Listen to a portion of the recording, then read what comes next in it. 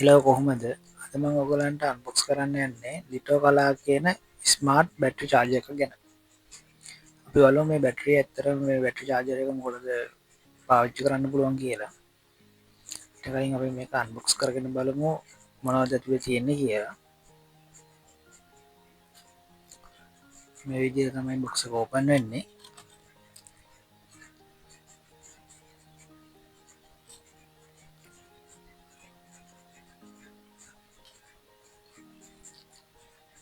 මුලින් මේකේ paper works වගේක් තියෙනවා. ඒක ඔයගලන්ට ඕනනම් කියවන්න පුළුවන්. ඒකේ තියෙනවා ඔක මැනුවල් කරගන්න විදි ටික ඔක්කොම. දෙන්න ඕන වෝල්ටේජ්, දෙන්න ඕන බැටරි. ඒක ගැන විස්තර ටිකක් ඔගේ තියෙනවා.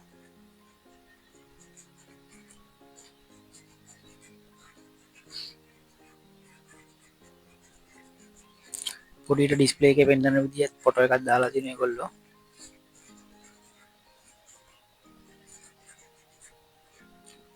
අපි දැන් ගමු අයිටම් එක.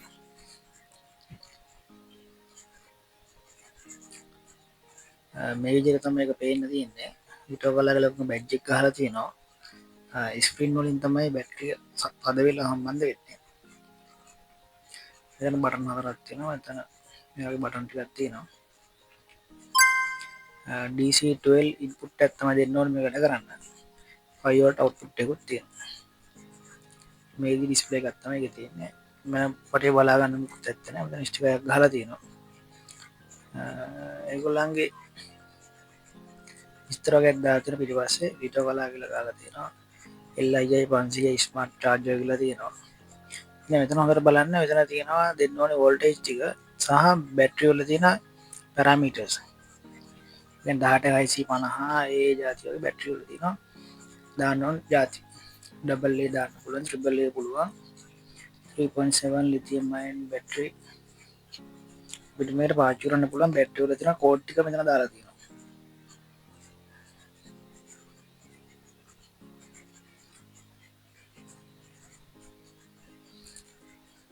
මේකෙන් චයිනා තමයි මේක. චයිනා ප්‍රොඩක්ට් එකක් වෙනකොට මේක ටිකක් හොඳයි. මේකට මේ වැඩ කරගන්න අපිට ඕන වෙන 12 වෝල්ට් ඇම්පියර් දෙකක චාර්ජ් එකක්. මේක ගන්නකොට නම් චාර්ජ් එකක් හම්බෙන්නේ නැහැ. මම ගාව මේ තියෙන එකත් තමයි දැන් මේ යූස් කරන්නේ. normal jack එකක් තියෙන DC jack එක.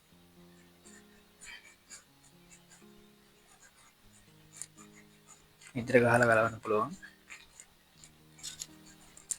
හොඳයි අපි දැන් බලමු එදිනදා කඩේදී අපිට ගන්න ෂොප් එකෙන් ගන්න පුළුවන් 1880 බැටරියක් මේකට සම්බන්ධ කරලා කොයි විදිහට charge වෙන්නේ කියලා. මුලින්ම DC 12 වෝල්ට් කරන්ට් එකක් දෙනවා මේකට.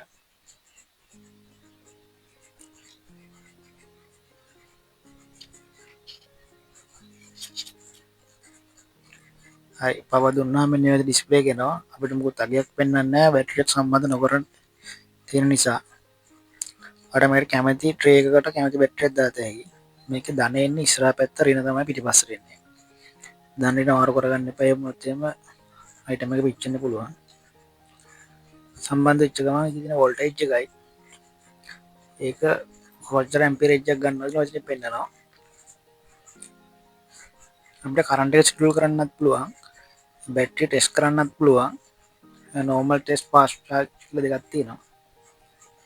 නැත්නම් normal charge කරලා බලන්න පුළුවන් charge එක කොච්චර කල් වෙනවද කියලා. නැත්නම් ටෙස්ට් එකට දැම්මොත් ඔටෝමැටිකලිම ටෙස්ට් එක වෙලා ආය charge වෙලා තමයි බැටරිය ඔෆ් වෙන්නේ. අපිට මේ ගොඩක් වැදගත් වෙන ලැප්ටොප් බැටරි වල හරියටම තියෙන වෝල්ටේජ් තිබ්බට ඇම්පියර් කොච්චරද කියලා බලා ගන්න බෑ අපිට. ඒකින්ද අපිට ඇම්පියරේජ් එක වැදගත් වෙනවා අපිට ඉලෙක්ට්‍රොනික ප්‍රොජෙක්ට් වල සඳහා.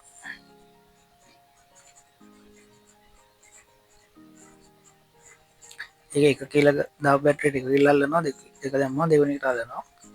බැටරි හතරක් එකපාරට අපිට charge කරගන්න පුළුවන්. ටෙස්ට් එක ඉවරනට පස්සේ තමයි අපිට හරියටම මේක මිලි ඇම්පියර් hours කොච්චරක් තිබ්බද කියලා බලා ගන්න පුළුවන් වෙන්නේ. අපිට දෙන්න පුළුවන් කරන්ට් එක මේ පැත්තෙන් කන්ට්‍රෝල් කරන්න පුළුවන් මිලි ඇම්පියර් 500ද 300ද ඒ වගේ. මම එදිනදා තියෙන මුලින් පොලේ අපිට බහුලව පාවිච්චි කරන්න පුළුවන් ගන්න පුළුවන්. බැටරි හතරක් charge කරලා බලනවා මේවල තියෙන මිලි ඇම්පියර් කොච්චරද ඇම්පියර් hours කොච්චරද කියලා. මොකද ගොඩක් වෙලාවට ව්‍යාජ බැටරි තියෙනවා. මම ඉස්සරහට පෙන්නන්නම් ලැප්ටොප් බැටරි පැක් එකක් ගලවලා බැටරි පැක් එකේ තියෙන බැටරියක් මේ කරා හරියට charge කරගෙන අපිට පුළුවන් දැනගන්න කොච්චර ඇම්පියර් ප්‍රමාණයක් මේ බැටරි වල තියෙනවද කියලා. සමහර ලාට ඇම්පියර් රේන්ජ් එක ගහලා තිබ්බට ඒ වල තියෙන ඇම්පියර් රේන්ජ් එක ඇත්තට මේ බැටරි වල නැහැ. මම ටෙස්ට් කරපු එකේ රිසල්ට් එක ඒක තියෙන මිලි ඇම්පියර් 2052ක් තියෙනවා. එකේ තියෙන 1618යි දෙකේ තියෙන 1700 ගානයි. ඉන්නේ වගේ තමයි. අපිට ඕක කොලයක් ලියලා මෙන්න මේ වගේ ගහගත්තාට පස්සේ අපිට පුළුවන් වෙනවා දැන් මේ දින අපි දැන් ගත්ත ලැප්ටොප් බැටරි වගේ මේ බැටොප් බැටරිත් ඔයාලට ඔටෝ එක ගන්න පුළුවන් නැත්නම් ඔය අයින් කරලා දාන තැන බැටරි පැක් එකකින් ගන්න පුළුවන්. ගොඩක් වෙලාවට මේක වෙන්නේ බැටරි එකක් දෙකක් තමයි සවුත් වෙලා තියෙනවා. අනිත් බැටරි පාවිච්චි කරගන්න පුළුවන්. වෙළඳ පොළ අලුතෙන් ගන්න තියෙන බැටරි වලට වැඩිය හොඳයි. බැටරිය තෝරගද්දි චයිනීස් නැතුව ජර්මන් ජපාන් ඒ වගේ බැටරි එනවා. ඒ වගේ බැටරියක් තෝරගන්න අදාළ රට පොඩ්ඩක් බලලා. ගොඩක් පරණ බැටරි ගන්න නැත්නම් එපා. ඒවා නම් ශිල්පට සවුත් වෙලා තින්නේ. සාමාන්‍යයෙන් 2023 24 වගේ බැටරියක් තෝරලා ගන්න. මේ බැටරි වල තියෙන ඩීටේල්ස්. يعني කෝ එක ජපාන්ද නැත්නම් චයිනීස්ද තායිවාන්ද කියලා.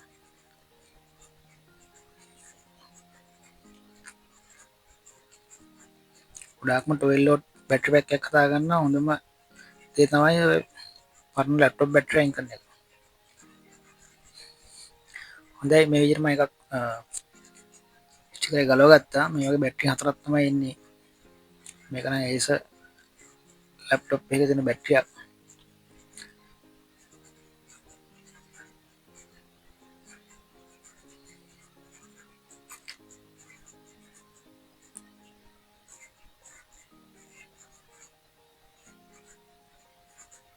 මේ වල වෝල්ටේජ් එකක් දෙයක් බැටරි වලින් බැස්සට පස්සේ BMS එකෙන් රිජෙක්ට් කරනවා. මොකද BMS එකෙන් ගන්න නැහැ මේ කරන්ට් එක බැස්සට පස්සේ බැටරි වලින්. ඒ කියන්නේ ෂොප් එකකට ඒක විකුණ ගන්නත් බෑ. ඒ නිසා ඒගොල්ලෝ වෙළඳ පොළට දාලා මිලකට විකුණනවා. අපි මේ වගේ බැටරි පැක් එක කේස් එකෙන් එලියට කරගන්නවා. අරගෙන බලමු මේ වල වෝල්ටේජ් කොච්චර තියෙනවද කියලා දැන් බැටරි වල. සමහර කේවල නම් බැටරි එකක් දෙයක් සවුත් වෙනවා. සමහරවිට පැක් එක හොඳයි BMS එක තමයි සවුත් වෙන්නේ. මේ BMS එක සමහර කේ හොඳයි ඒව අරන් තියාගන්න පුළුවන් ඉස්සර ප්‍රොජෙක්ට් වලට අපිට ඕන වෙනවා. ඒකෙන් පුළුවන් අපිට 12 වෝල්ට් බැටරි පැක් එකක් හදාගන්න. හොඳ අපි දැන් බලමු වෝල්ටේජ් කොහොමද කියලා මේ වල තියෙන්නේ.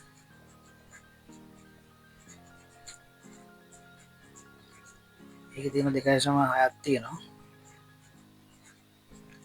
2.8ක් තියෙනවා. 2.7ක් තියෙනවා. 2.7ක් තියෙනවා.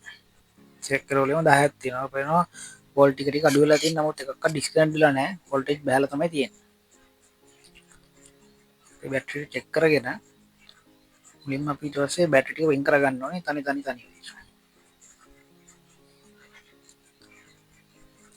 දැන් මම විතර වෙන් කරගෙන තියෙනවා. බැටරි හතරම. ඉතින් බැටරි හතරෙත් බලමු වෙන වෝල්ටේජ් කොච්චරක් විතර තියෙනවද කියලා.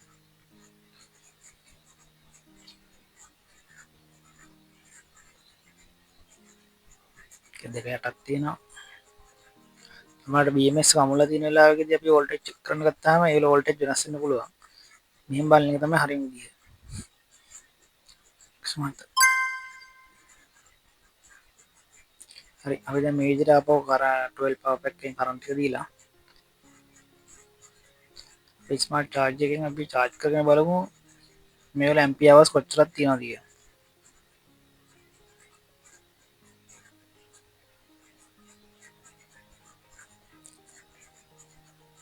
ඔයාලට මේ වගේ ලැප්ටොප් බැටරි පැක් එකක් දෙයක් ගලවගෙන මේ වගේ බැටරි එකක් අරගත්තා නම් ඔයගොල්ලන්ට මේ වගේ මේ charger එකක් ගත්තා නම් බලන්න ඔය බැටරි එක තෝරගන්න.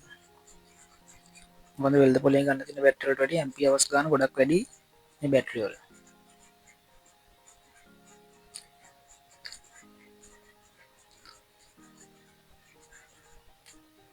දැන් 2.7 වෝල්ටේජ් එක තියෙන බැටරි එක. ඇම්පියර් එක චාර්ජන ගන්න ඇම්පියවස් ගන්න බලතයි චාර්ජරීරුණා හරිටම දන්ඩින බල්ල දාගන්න නැත්තම් අප චාර්ජක පිච්චන්න පුළුවන්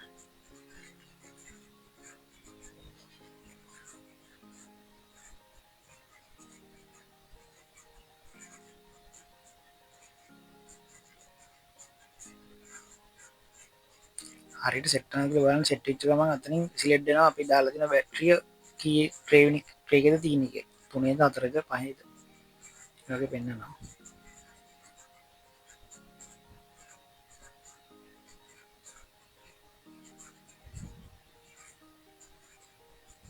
සමල්ලට ගන්න නෑ වැට්‍රිය හරිට සෙට්ටම තුනා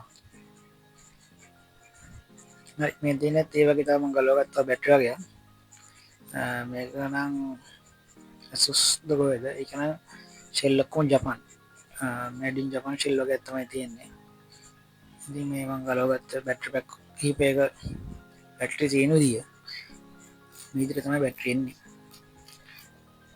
පට වඩාත් හොඳයි බැට්‍රි පැක්කි ගලවනු කරම බැට්‍රියල අලෝගන්න මේ බැට්‍රිය මොන ජාතියකුල තියනක ස්පීද ඒසද ඩෙල්ද ඒලට කොට ගන්න පුළුවන් හොඳම බැට්‍රිය තියන්න ඕන චාර්ජින් පැක්ක එක දිල හගන්න ඔරිජනල් බැට්‍රියන්න මොකේ දිල හගන්න පුලො හරි මේ තියන්නේ ඒවගේ බැට්ටිකක් ඔක්කොම චාර්ජ් කලියරලා මේක හලා තියෙනවා ඇම්පියවස් ගාන එකන දෙදස් ගානන් තියෙන 2943 තියෙන සාමාන්‍ය වෙළඳ පොලේ ගන්න අලුත් බැටරි වලට වඩා ඇම්පියර් ගානක් තියෙනවා මේ යූස්ඩ් බැටරි වල.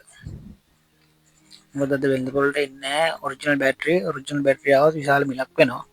අපිට මේ වගේ මිලකට මේක ගන්නත් බෑ. ඒ නිසා වෙළඳ පොලේ තියෙන්නේ තාම අඩු ක්වොලිටි තියෙන බැටරි. මේ දැක්කනේ. ඇම්පියර් 87යි.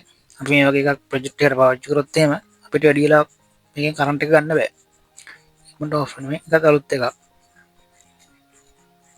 ගහනනම් තියෙනවා ඇම්පියර්ස් 810යි 710යි වගේ. ඒ වුණාට ඇත්තටම ඒ වල වෝල්ටේජ් නෑ. මේ පේනවා දෙකේ වෙනස 1618යි අරක 2000 ගණන් තියෙනවා. මේක HP පැක් එකක්. ගහලා තියෙන ගණන් නෑ ඇත්තටම. හොඳයි නැවතත් අපි අලුත් වීඩියෝ එකකින් හම්බෙමු. අපිව සබ්ස්ක්‍රයිබ් කරලා බෙල් අයිකන් එක තෝරලා තියාගන්න. නැවත අලුත් වීඩියෝ එකක් ආපු ගමන් ඔයගොල්ලන්ට දැනගන්න පුළුවන්. ගිහින් එන්නම් බයි.